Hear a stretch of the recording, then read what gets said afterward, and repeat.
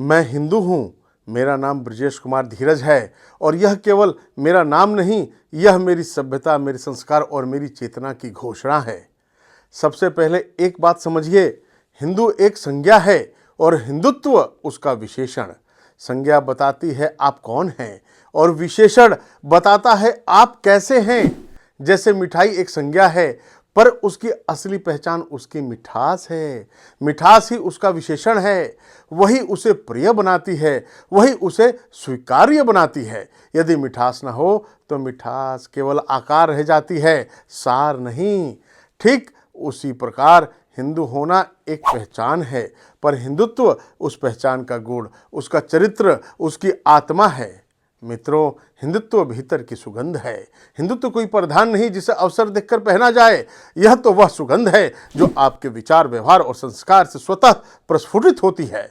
यह सत्य की खोज है, करुणा का विस्तार है और समस्त सृष्टि को परिवार मानने की भावना है। मित्रों, यहाँ श्रेष्ठता जन्म से नहीं गुण से है। जिस परंपरा में ज्ञान को वंश से ऊपर रखा गया, जहाँ मर्यादा पुरुषोत्तम को सभी ने भगवान माना और महर्षि वाल्मीकि जैसे महान व्यक्तित्व पूरे समाज के गुरु बने, वहाँ हिंदुत्व हमें सिखाता है कि ऊंचाई पद से नहीं चरित्र से मिलती है।